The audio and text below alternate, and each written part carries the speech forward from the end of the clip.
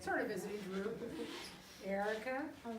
yeah, welcome, welcome. Mary Ann Bishop, I think most of you know me, president of this Audubon Society.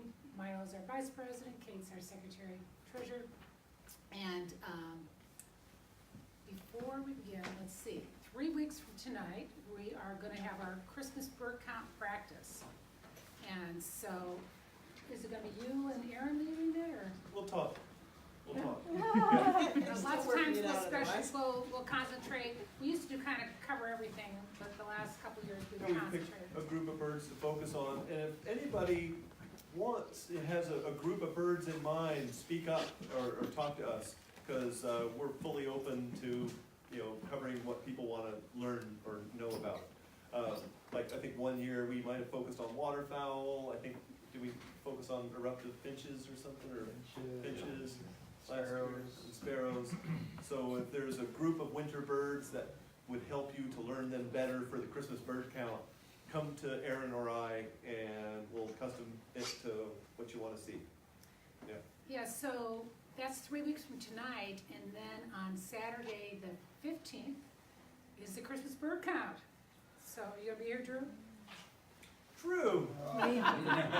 We'll be gone too. You're Sorry. gone too, darn. Yeah. Well, anyways, please sign up, and if you have a feeder or whatever, and we're going to meet like we did last year in the morning at the education room next to the library at the Cordova Center. We'll have coffee and junk food, juice, and then in the evening we'll have the potluck at my house. We might have fruit and yogurt again too. Yeah, that's true, we had some healthy food last year. So that worked out really good. It's a nice big room, it's easy to kind of make the route assignments and everything, so that, we'll meet, what, 8:30 do we think? I'll have to check. Yeah, I can't remember. We'll advertise it well. Yeah. Yeah. And so anyway, so mark your calendars, that's the 15th of December. And then in January, we still aren't sure of our speaker. I'm hoping it's gonna be Tanya Harrison about Nepal, but I've gotta confirm with her post-Christmas, so. And Milo, do you wanna ask about birds? Yeah, well, just again, reiterate what she said about the Christmas bird count. So put it on your calendar, Saturday the 15th, and start stocking your feeders. And I say that a little bit reluctantly because of all the bear trouble we had this year, but it's about time. We've got ours, we're feeding ours now. You are? Haven't had any problem. There are. The bears or the birds? We're feeding the birds, Okay. feeding the birds. There have been some bears out as of very, very recently, so I won't say you're completely out of the woods yet. And judging from our radio-collared bears on Esther Island, as of last week, I still had a couple of bears out. And on the 15th, the collars went to a more conservative winter mode, so I'm less likely to get hits. I didn't get any hits when I checked today. So they're mostly under. But I would be prepared if you see any sign of bears to just bring it back in. Yeah, I'm cautiously, giving you the green light. But after this year, we don't need to encourage any more bears. A lot of bears died because of people's poor behavior this year. That's a whole other topic. But birds, if anybody's seen birds. Yeah, any interesting sightings, Ralph? Yesterday I saw like maybe a dozen, where the Eyak Lake runway is, and on the end of the runway there's on this end of the runway there's a boat launch. Mm-hmm. Well, there was about a dozen ducks. They were white ducks with a black head. I mean, really white and really black. First I thought it was a bunch of seagulls, but seagulls don't have black heads. Probably mostly Scott, but that's a segue into what some of you guys want to talk about. I think Drew has the final word on that. Oh, I wasn't gonna say anything. Yeah, I think you need to, or Come on. I'm not going to tell. I think Trey and I are pretty confident that we saw a tufted duck on the lake With Scott? yesterday. Yeah, in the big group of Scott. It looked like a female or immature type, not a male. But both of us got our eyes on it for just a couple seconds before it dove, and we've been frantically trying to re-sight it since then and haven't yet. So we're gonna continue trying to, and hopefully get a picture at some point. But it had a pretty obvious tuft on it. Oh, okay. Huh. They had a couple of redheads too, which I refound the redheads. Right. Red On the lake also. ducks, that is, redhead. What part of the lake, out by the, Cool. That island, as you're going towards Power Creek, the last, little island has a bridge across right, to it.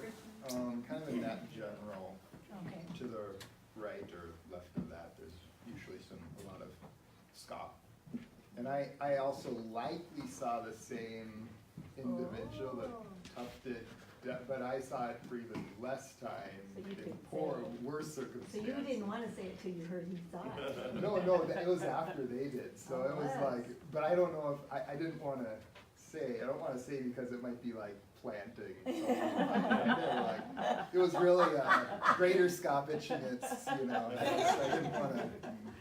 Lee, did you decide on the Swan? There was a tundra out there, and I think it was an American tundra, yeah. Okay, but I thought, do you think it's still there? you know, Drew and Trey looked for it yesterday, I looked for it today, couldn't find it. It might be somewhere on the lake. It was there last Thursday. How did you note it? Did it have like a lot of yellow on the It bill? had a lot of yellow, so I was wondering if it was, 3 times the amount of yellow. a Buick type, an Asian type, but, I think it was an American type because the saddle was, black. Yeah, and the day before Halloween, that was really the day for the swans coming through and the geese. That was kind of an exciting morning. Yeah, there were a lot of tundras coming through then too. Yeah. Ralph, back to your, question, on this end of the lake, there's been a lot of common bullseyes.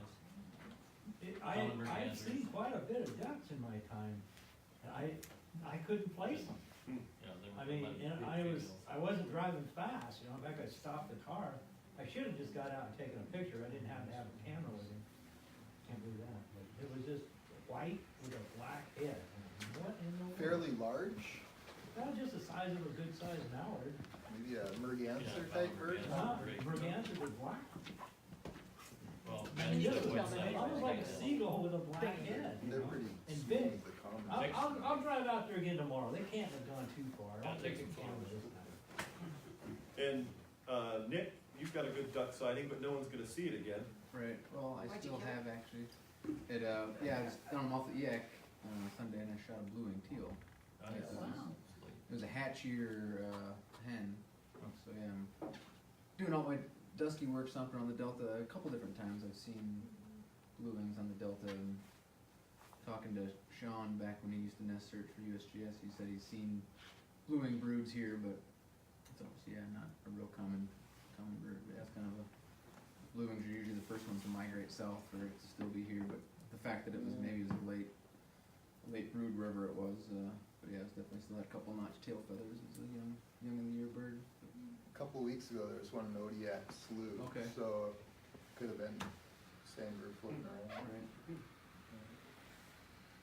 Anything else? Any other? A couple weeks ago now, was coming back from deer hunting in my boat and had this is off of, maybe Canoe Pass out in Orca Bay, a little ways, 3, city shearwaters flying together, which you don't see on this end of the sound very often, or if you do, it's only in stormy weather or something, but it was a good look. They were following the boat for quite some time. And, Drew has some Laysan albatross sightings to tell us about. Not here. You wanna tell us just real quickly about your visit, your trip? He needs his I- whole- Why were you there? He needs his whole program. Yeah, maybe you should come talk to us next time you're in town. Alright, maybe we could collaborate on it and cause you were there at one point. A long time ago, yeah. Oh, you worked on that island? Yeah, so I went to Midway a couple weeks ago, Midway Atoll in the kind of Hawaiian chain in the middle of the North Pacific. It's a big pelagic bird breeding site, lots of albatross nests there. So you went- Actually, almost a large portion of the North Pacific albatross population nests there. This was fun or work? Work. Wonderful. Yeah, no, that'd be, When you get there. yeah, let us know when you're coming back. What was the work you were doing? I was serving the runway Oh, out there and part of the seawall out there. Did you see Wisdom? I didn't see Wisdom, she didn't show up yet. I saw George, who's the short-tailed albatross Okay. that has been nesting Wisdom there. is a 66-year-old albatross that is still producing chicks that as recently as last year was seen on Midway. Wow. She makes the news every year that she comes back, which is pretty exciting. And he was, right there. Well, we'd love to have you speak about this because it's such a fascinating place. And I was at Midway briefly on my way to and from Laysan in 1990, and I've given that presentation here, in fact. But yeah, we'd be happy to team up or talk about that place again. Yeah, we can figure it out, even if you're coming back, not on a third Tuesday of the month, we can maybe switch something around. Yeah. Sure, yeah, I should be here most of the winter, so. Okay, good. Okay. Speaking of age, we did see a black-legged kittiwake on the dock about a month and a half ago, and it was banned, and we took a picture, and David Irons informed us it was 20 years old. So, yeah. So birds can sometimes live. Yeah. Okay, well, why don't we get going with Kate, and I'll introduce her quickly. Kate, if I remember, started all of her work out at Chenega Yep. Island. And that was- Chenega Bay, on Chenega Evans Bay. Island. Evans Island, how many years ago now? I started the project in 2007. And she's now banded, what, almost 3,000 birds? Handled at Including- least 3,000, that includes the recaptures too. Yeah, and including she's banded Anna's, which is the topic of her talk tonight, so all yours. Thank you, everybody, for showing up tonight to my favorite subject. I used to study birds of prey, and I don't know why, because they got nothing on hummingbirds. This is where it's at. So all I do is focus on hummingbirds. And so what I'm going to do tonight is tell you a little bit about Anna's natural history, the history of their range expansion, and talk a little bit about their cold tolerance and why we're seeing them here in the wintertime. So, let's see if I get this right. The wrong way, that way, okay. First, this is not an Anna's. This is the Rufus hummingbird. I wanted to point this one out because this is the one I majorly focus on from late April to August. I'm totally concentrating on these guys. This is the common breeder in the Sound, the most northern hummingbird species. These guys are very small. They're about the size of 3 paper clips, 3.4 grams. They're about 3 1/4 inches long. Of course, we've got the female here. And notice the rufous sides, even on the female. Okay, but what we are talking about tonight is this guy, the Anna's hummingbird. They're a little bit bigger. They're about 1/4 inch more bigger at 4.0 and a hefty 4.3 grams, so let's call that 4 large paper clips. Okay, and the females are very gray and green. No rufous on these guys at all, just very gray. Okay, so this is the traditional, this decade's Anna's range map, which even now is out of date. And this one was done fairly recently too. Okay, so Anna's have done a very rapid northward expansion. Since the 1940s, they were never found outside of Baja, Mexico, and California. By the 1960s, they were in Texas, Oregon, Washington. By the 70s, they were in breeding in Arizona and moving into Nevada, Colorado, New Mexico, British Columbia, and Alaska. So I started this project, as Marianne said, in Chenega Bay. Never saw Anna's out there. I got a lot of rumors. I started hearing rumors around 2009, 10. People started sending me pictures. I got this hummingbird. What is it? And I was just like, wow, what the heck is a hummingbird doing here? And then we were figuring out they were Anna's, okay? So the Anna's hummingbird populations have increased by 2% up to 2014. They've moved 700 kilometers north in the past 2 decades. They are now the most common hummingbird on the Pacific Northwest coast, okay? Partners in Flight estimates that their global population is around 5 million. So these birds are not endangered by any sense of the words. While the rufous hummingbirds are a species of international concern, their winter range is definitely in trouble. We're really keeping an eye on what's happening with the rufuses. The Annas is a completely opposite story. These guys are like, we're going for it, and they are out there. So we're still trying to figure out, even though we do know quite a bit about Anna's natural history, we don't know a lot about this rapid northern range expansion and how they can be so active during the winter. So these are the things that we're still learning about. So, we started seeing Annas. In 1971, Cordova was the first sighting in record in South Central. Then the next sighting wasn't until 1978, again in Cordova. Girdwood had one in 1983, and the Girdwood sighting was actually the westernmost sighting of a hummingbird ever. Most northern and most western. You know where in Girdwood it was I sighted? do not. Okay. And then, first Christmas count here in Cordova that an Annas was ticked off on was in 1991. We haven't gotten one every year since, but we've been getting them about every other year. We definitely got one last year. Thank you, Erin. And then they are now considered, they were considered accidental to rare in South Central, and now they're becoming casual, but they haven't quite made that distinction yet. So between 80 and 2000, we got approximately 10 more confirmed individual sightings in South Central.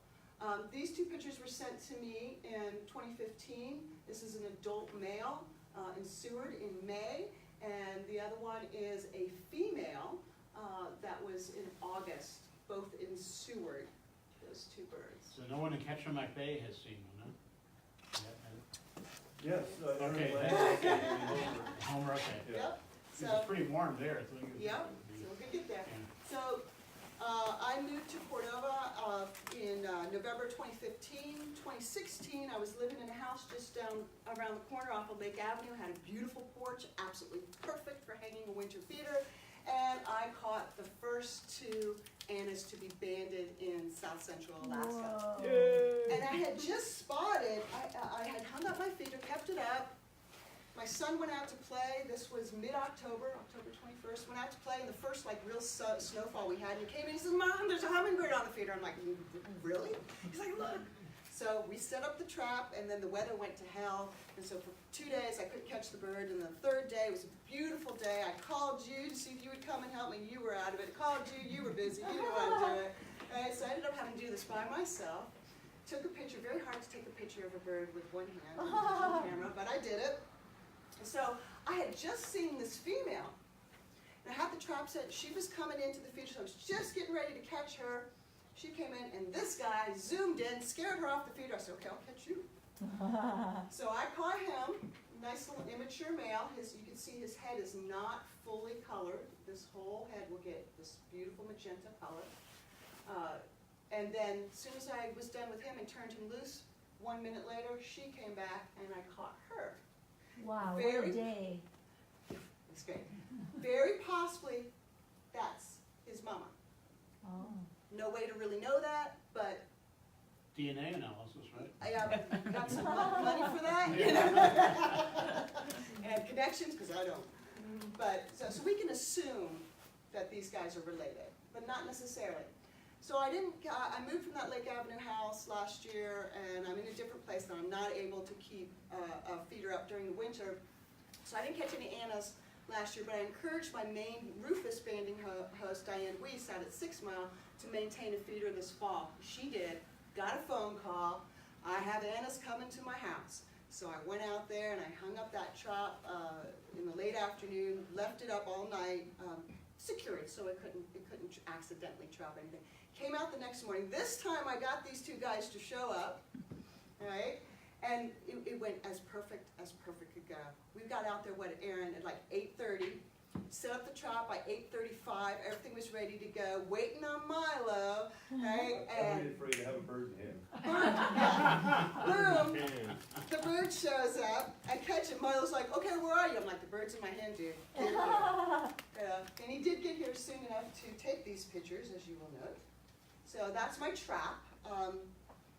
This is a net, curtain net, and you have to be very, very quick because these guys are very, very, very, very quick. Where does it come in? So the whole curtain lifts up. So it's a circle around the trap. Oh. So the bird comes in to feed, and then as soon as when his head is in the feeder, I can drop the whole curtain. You Boom. drop it. Oh. Mhm. Now I'm so ready and willing to show you personally how this works at your lodge. At Well, I'm You're telling you invited. what, we could have caught that one we just saw a couple hours ago. I really would like to come out this weekend and we'll talk about Yep, that. we'll That's at our and- house, that was at our house, so not at the lodge. Right, so that's 5 1/4-ish miles, 1 1/4-ish miles from where I just caught that bird. Mhm. And So ours it is could be the definitely a same different bird, one. it could be a completely different one. Ours is different because we see it all day multiple times. Right, and It's continuous. unfortunately, your feeder on your second story outside your kitchen window thing is not conducive for me to hang a trap. Have you looked at it? I remember being at your house and looking at the feeder outside your kitchen window, and Well, that's it's not the kitchen window, it's the dining room. Oh. It's the living room window. that's a different story, The because then window there's a opens porch right in out there, front of right? it. Well, no, but the window opens right in front of it. We'll talk again. Got So it. I caught that first bird and then caught a second anise. And again, this is a mature female and an immature male. These are not the same birds I banded in 2015, completely different birds. There's her little band being put on there. And so we were very, very happy and took lots of pictures and sent them on their way. Yay. Sent the pictures on the way? So the baby, Oh, the the birds baby on the way. birds. So this is pictures of the immature male. So again, you can see he's just starting to get a few feathers on his head. Oh, look at And the males have these protruding rectrices that come out. And so those were they weren't fully formed yet, but they were coming in. And then this is the female. They look pretty calm. Are they calm once you get them in your hand or not? It depends on the bird. The rufuses are super feisty. They'll squeak and wiggle and call me all sorts of terrible names.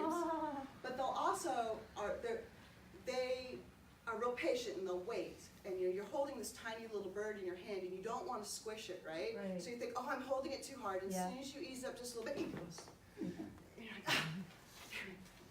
So they'll play possum. Uh-huh.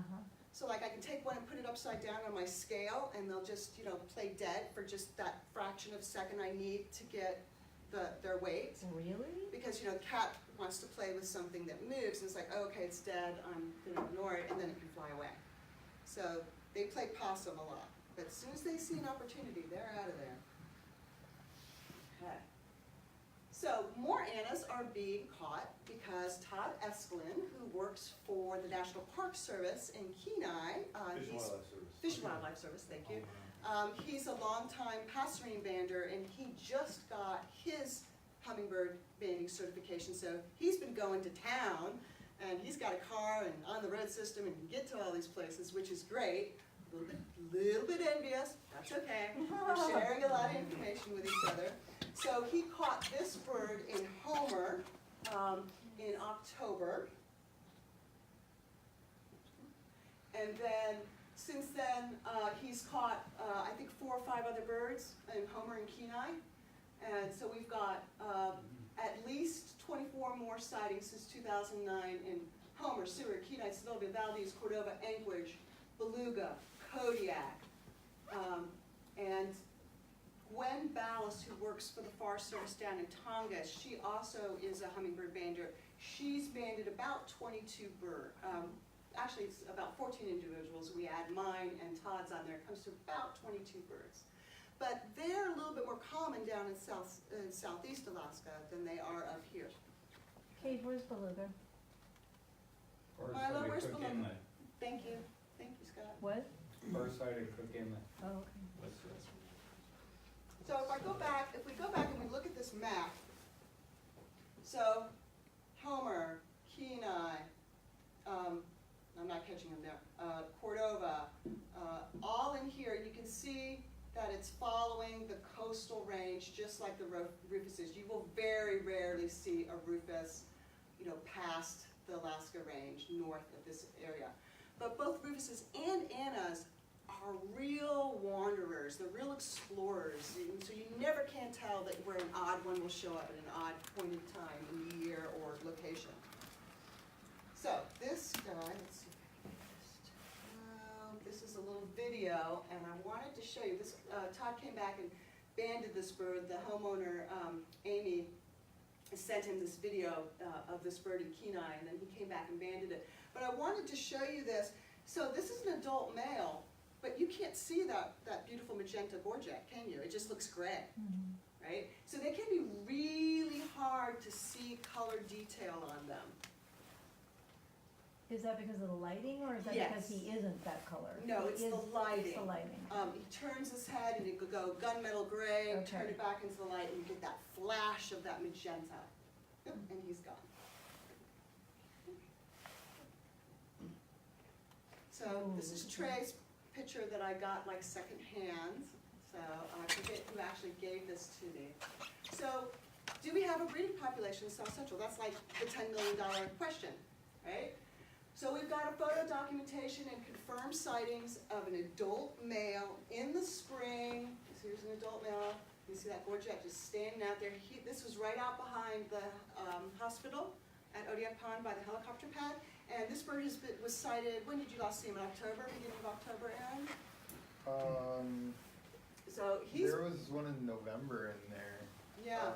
So this bird was actively displaying and singing and like, wow, you know, that must mean that we have a breeding population. Not so fast. We've seen immature males with adult females in the fall, winter. That must mean we've got a breeding population. Not so fast. We've been seeing wintering birds in Valdez, Sylnovia, Kenai, Homer. Still, there has been no confirmed breeding records in the region. So we cannot say that we have a breeding population here until we find a nest or an immature hatchier bird right out of the nest. Who's That ever we seen can- a Rufus hummingbird nest? But I'm catching the babies that are I clean, know, you know, I know. yeah, so. Do we know where they nest? We have a good estimation, you know, we can guess. The nests are super, super tiny, and they're made out of lichen and moss, so they're really camouflaged, and they're very, very hard to spot. I believe the rufuses are nesting in the spruce trees, and the annas probably are as well. But they could be in any bush, shrub, you know, wherever. In California, there's people sent me pictures of annas nesting in people's porches on their, you know, hanging flower basket or in the corner or something. So they're real tolerant down in California, Oregon. Up here, it's kind of a different story. We do not see the annas in the summer, except for this guy. He got spotted a couple of times. But other than that, we're not seeing annas on the feeders during the summer. Not exactly sure why that is. Could it be the rufuses are more aggressive and they're just keeping the annas away? Well, maybe, maybe not. I see them down in Arizona and California and on migration, and they're in there with the rufuses fighting with them. So maybe that's not, you know, a good reason. Maybe they just don't need the nectar. There's so much else going on, you know, that they're just not bothering to come to feeders, and there's just maybe not enough of them to really show up. People see the rufuses all the time. They see another bird, it's not really going to register unless they're really looking hard at it, or it's an adult male where that head just pops out at you. You know, I've had a couple of people say, well, you know, I saw a bird on my feeder, it was a little bit different. You know, it could have been an immature, it could have been a female, but unless I catch it or get a really good photo, you know, there's no way to say for sure. So, why and how is it that these birds have expanded their range northward the way they have? Well, there's only one definitive paper that I could find. This is by Greg et al., and this was in the Proceedings of the Royal Society. I think it's a Canadian paper. So he did a study looking at Project Feeder Watch count sites from 1990 to 1990 to 2013, I think is where it all goes. So this is the distribution of the birds at sites at Project Feeder Watch in 1997, and then you can see how these birds have just expanded up through California just over those basically 15 years or so. Is that taken into consideration, getting more people involved with Project Feeder over the years? Right, so when I first saw this data, I was like, well, you know, can you really say it's because of feeders? Because, you know, the common knowledge is you can keep up bird feeders, whether they're seed feeders or nectar feeders, and they're not going to stop a bird from migrating. You know, they're still going to migrate, whether that food source is there or not. So is it just we have more feeders and more urbanization and people are more interested in birds and so they're noticing them more? Or is it that we actually have more birds? You know, and is it really feeders that's making them go north? I mean, can we really say, why not climate change?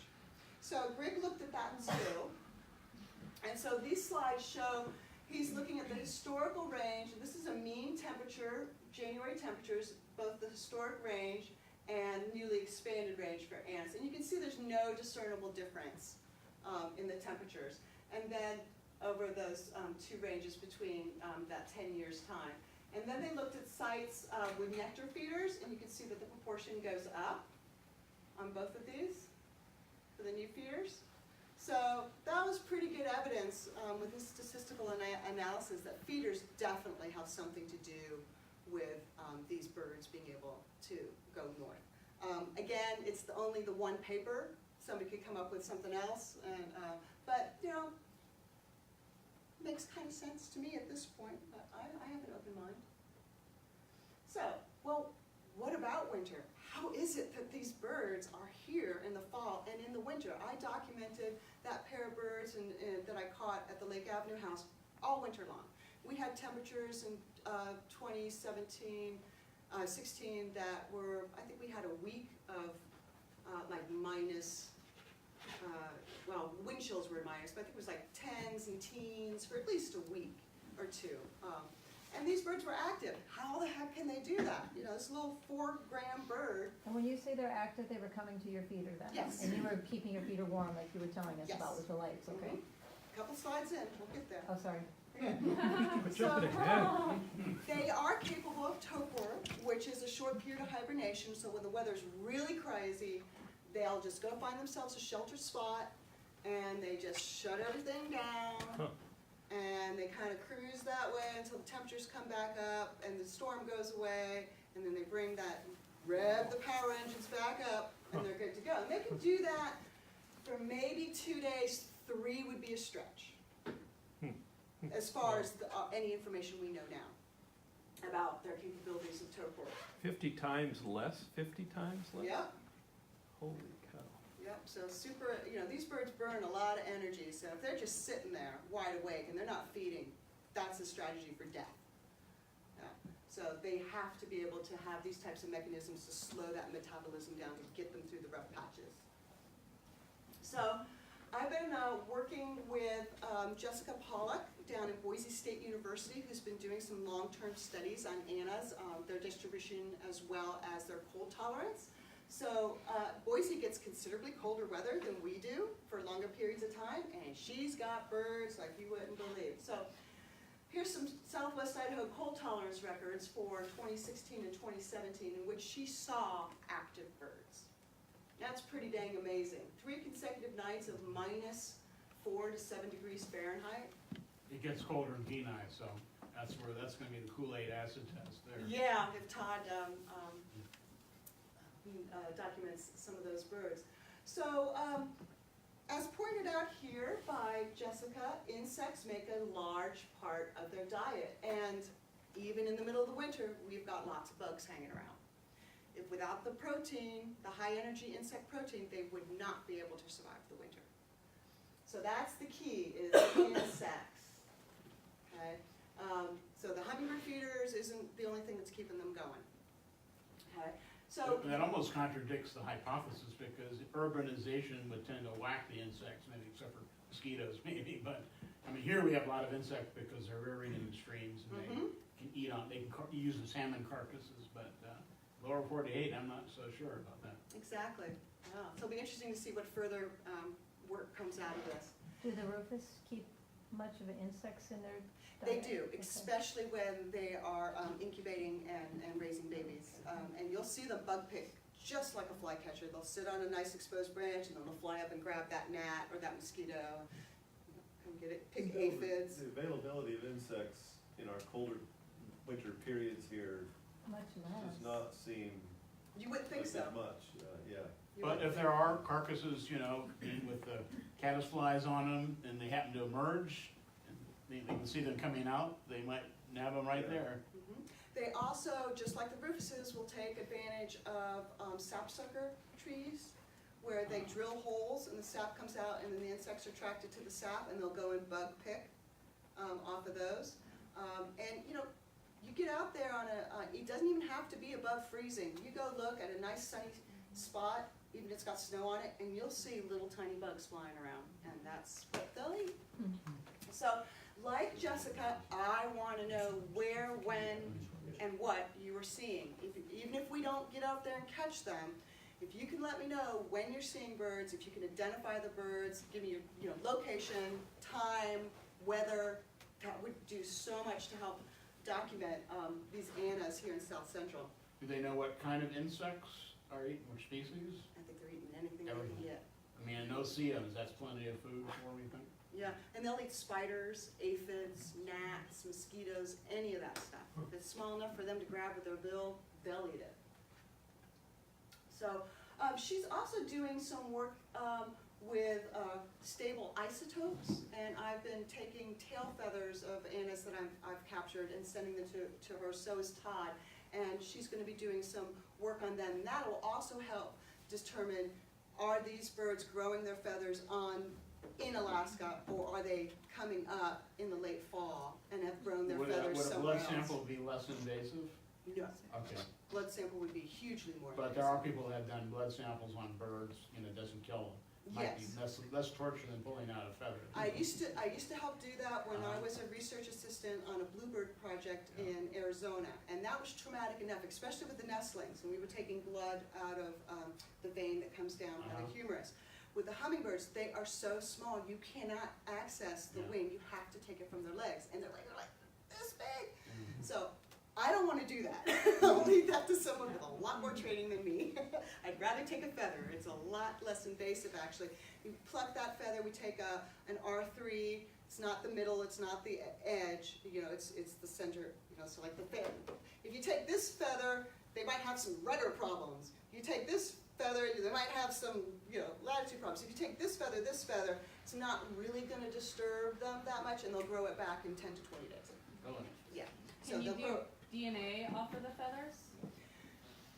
You could, if you get the, it's like when you pluck your hair, just like you pluck a feather, you have to get that root, the cuticle of it, to get the DNA. But that's a whole different type of an analysis, and I don't think she's doing any DNA, I think she's just doing stable isotopes. For balance, would it be better to take both of those feathers? What? I'm curious. Like, I don't think it really bothers them that much, so, yeah. So, but we do want to be as less invasive as possible. I'm sorry, it's for science. Okay, so, you want to maintain a winter feeder. It's going to take a little bit more dedication, but it is possible. So this is the feeder I had up. This picture was taken when I was at the Lake Avenue house, and that's Kristen Carpenter's old float house, just past the speed bump there, that big, wide porch.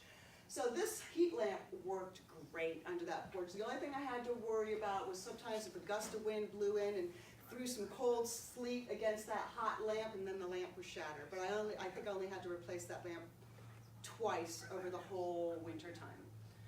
And then I was bringing the feeder in about a half hour after full dark and putting it out about a half hour before light.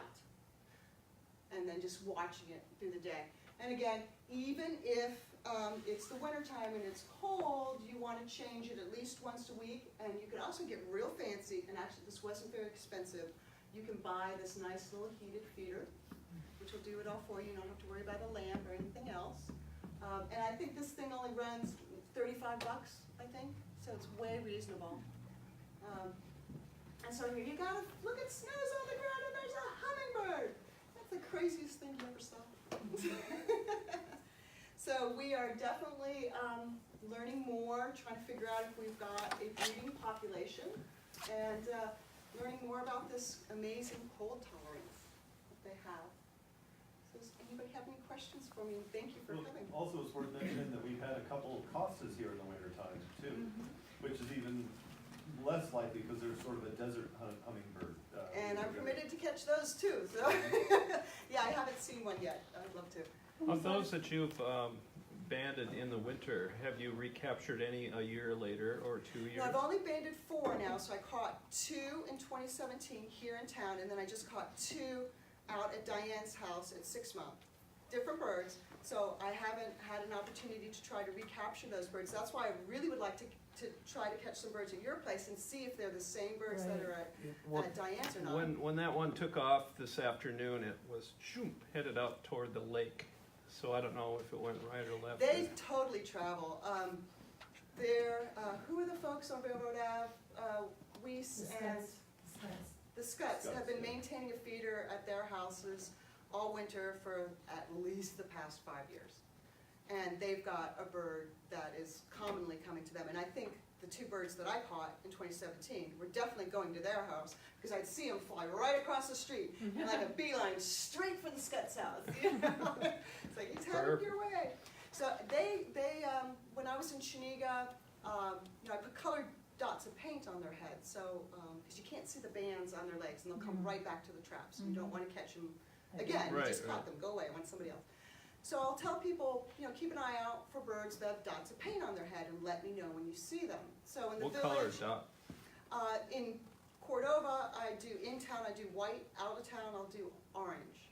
In Chenega, it was all white. So when I was in Chenega, I would call the lodges and the hatchery and tell everybody in the village, let me know if you're seeing painted birds. And so these birds, you know, the hatchery was 3.5 miles down the bay. My birds were showing up there. They were showing up at the lodge. They were showing up all over the village. So these birds will travel, you know, a couple of miles, easy. I'm really fast. It's nothing. So yellow out of town, white in town. Orange. Orange out of town. Okay. Yes. At what point should we be starting to actually keep the heater on, like, When you start to see it freeze.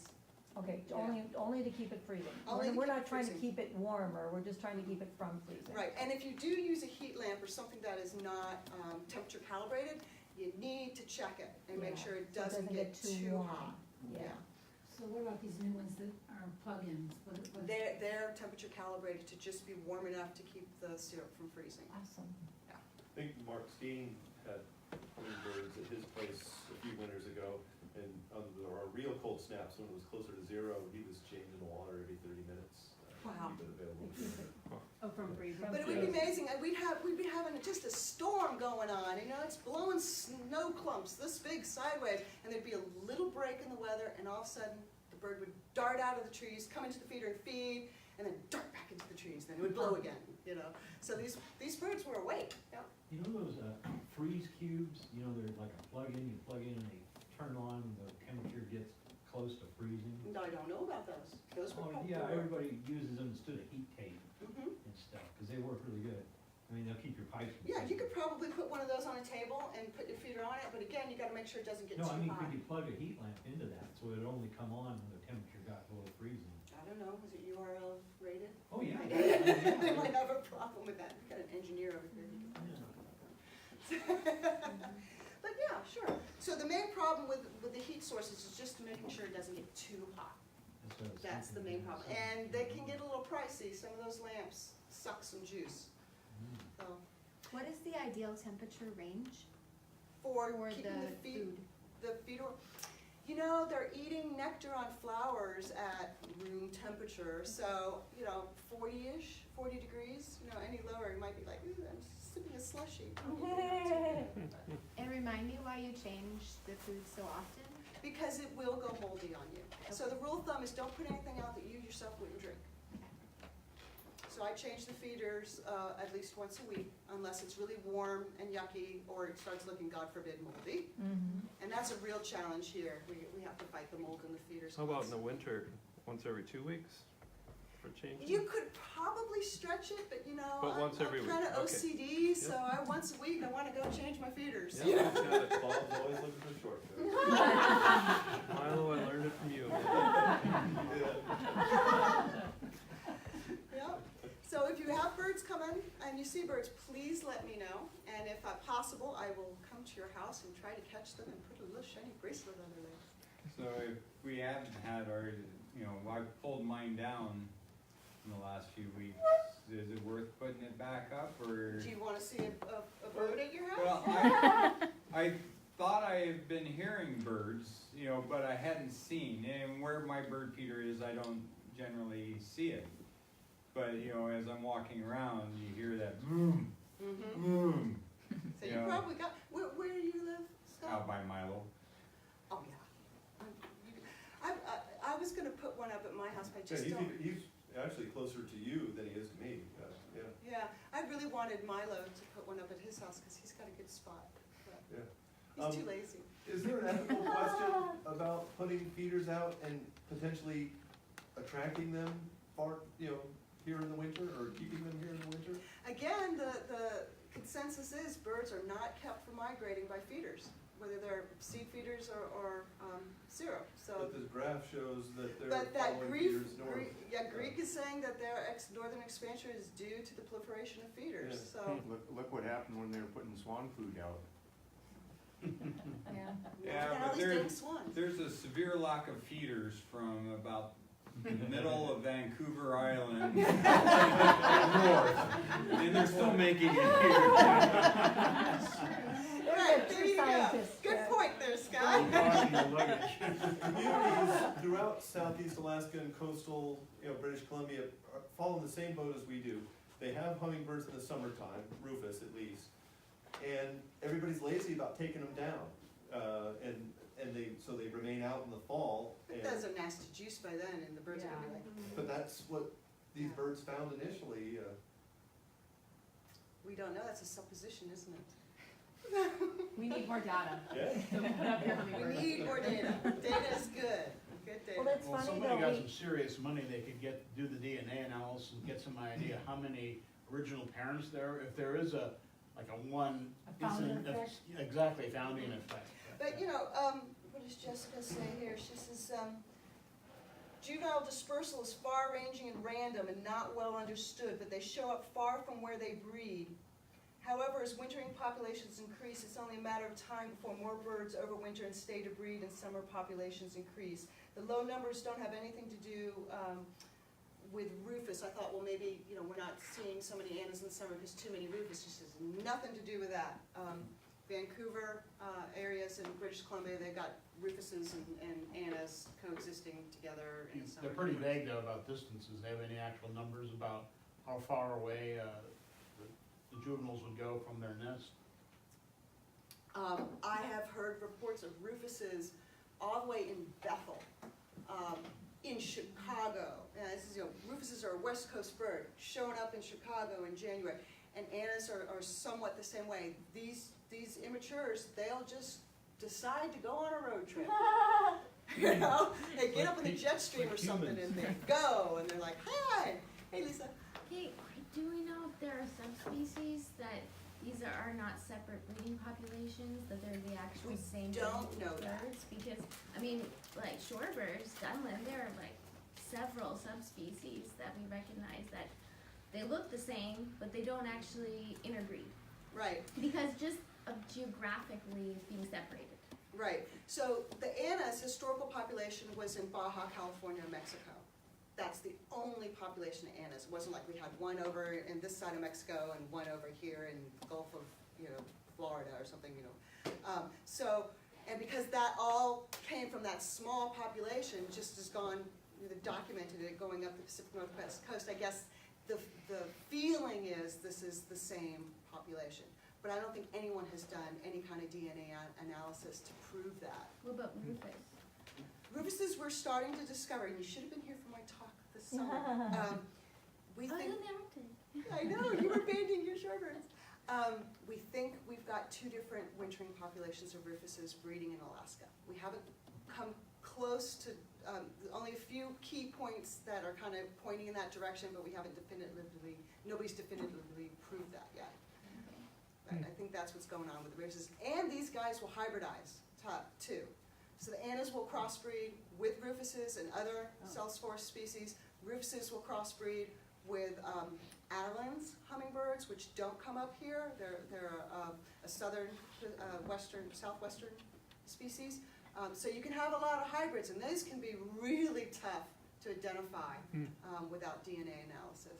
They're different genera, so are their offspring able to reproduce? We don't know that. Okay. But quite a few hybrids have been documented.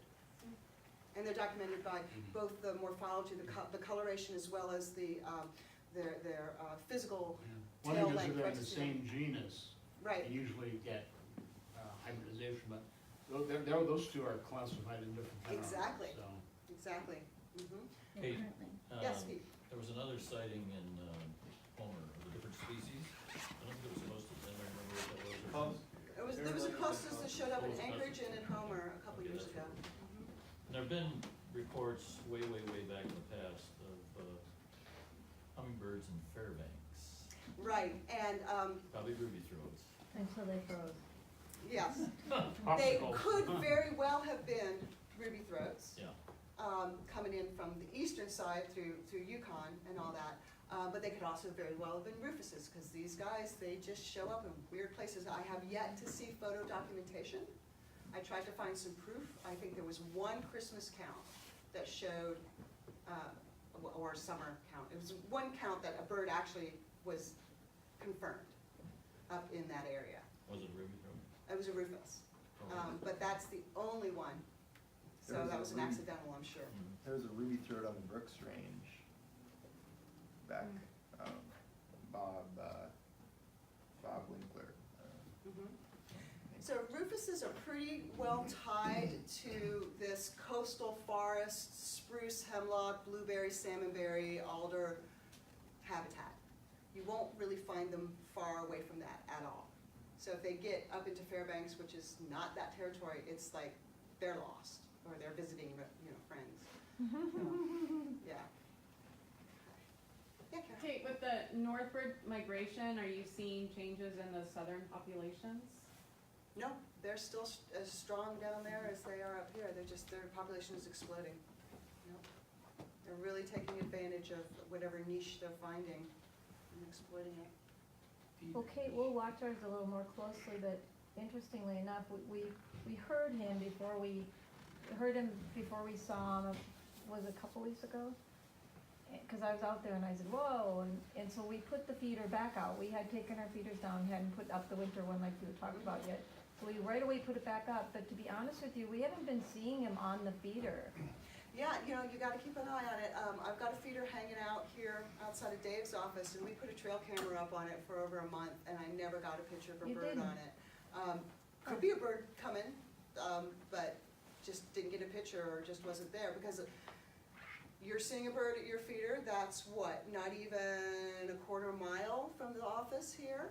Yeah, but it's like all day pretty continuous, so. Huh. Yep. So maybe they just don't wanna come to Dave's feeder because they've got her feeder and the Weiss's feeder and the Skutz's feeder on Railroad Ave to go to, and, yeah. But, it would be great to figure out exactly how many birds we have here in Cordova. Yeah. So we know we have at least 4. It'd be really great to get a recapture. If I could recapture those birds I caught in 2017, that would be. You said that was an adult female and It was adult immature female, male? immature male. Both. It would be interesting to see if they survive winters here, Yeah. or if it's a death trap. Yes. Right. Yeah. What is the typical, age range, or how long do these birds live? In the wild, they're usually around 8 years old. My longest record for rufus is a 9-year-old bird. They can live a lot longer in captivity, obviously. But our longevity records, I think, for rufuses are around 10 to 12, and I would assume Annas are fairly comparable. Is there any difference between the females and males? As far as age, As far as age? the males tend to burn out faster. Not hard to understand why. Yeah, better to burn out than fade away. There we go. Yeah. Well, thank you, everybody, for Thanks, coming. Jane.